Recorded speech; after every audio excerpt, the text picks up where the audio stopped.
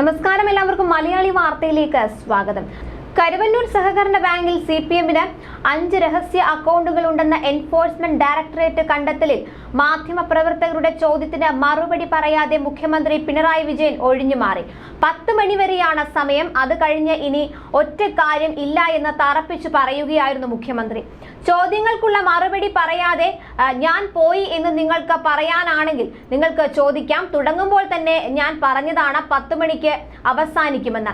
ഇപ്പോൾ 10 മണി ആയിട്ടുണ്ട്. നിങ്ങളുടെ എല്ലാവരുടെയും വാച്ചിൽ 10 മണിയായി കാണും, നോക്കിക്കോ. അതുകൊണ്ട് ബാക്കി കാര്യങ്ങൾ പിന്നീട് എന്ന് പറഞ്ഞ മുഖ്യമന്ത്രി വിഷയത്തിൽ നിന്ന് ഒഴിഞ്ഞു മാറി പോവുകയാണ് ചെയ്തത്.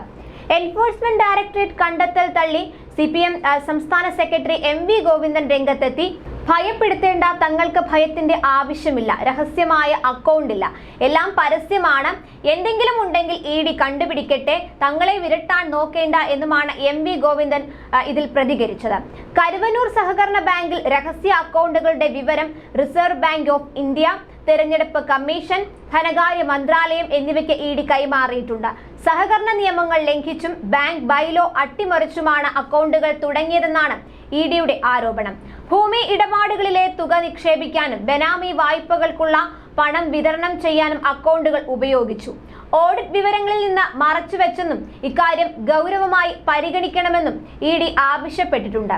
തൃശൂർ ജില്ലയിലെ വിവിധ സഹകരണ ബാങ്കുകളിലുള്ള പാർട്ടിയുടെ 13 ഏരിയ കമ്മിറ്റികളുടെ 25 അക്കൗണ്ട് വിവരങ്ങൾ സിപിഎമ്മിന്റെ വാർഷിക ഓഡിറ്റ് സ്റ്റേറ്റ്മെന്റിൽ വെളിപ്പെടുത്തിയിട്ടില്ലെന്നും തെരഞ്ഞെടുപ്പ് കമ്മീഷന് കൈമാറിയ കത്തിൽ ED ആരോപിച്ചിട്ടുണ്ട്. തട്ടിപ്പിൽ സിപിഎമ്മിന് പങ്കുണ്ടെന്നും നടപടി വേണമെന്നും ED കേന്ദ്ര തെരഞ്ഞെടുപ്പ് കമ്മീഷനും റിസർവ് ബാങ്കിനും നൽകിയ കത്തിൽ ആവശ്യപ്പെട്ടിട്ടുണ്ട്. തട്ടിപ്പിൽ സിപിഎമ്മിനും പങ്കുണ്ടെന്നും എൻഫോഴ്സ്മെന്റ് ഡയറക്ടറേറ്റ് വ്യക്തമാക്കി. ജനുവരി 16 തെരഞ്ഞെടുപ്പ് കമ്മീഷൻ അയച്ച കത്തിലാണ് കരുവന്നൂർ സഹകരണ ബാങ്കിലെ 5 രഹസ്യ അക്കൗണ്ടുകളെ സംബന്ധിച്ച് ED വിശദീകരിച്ചിരിക്കുന്നത്.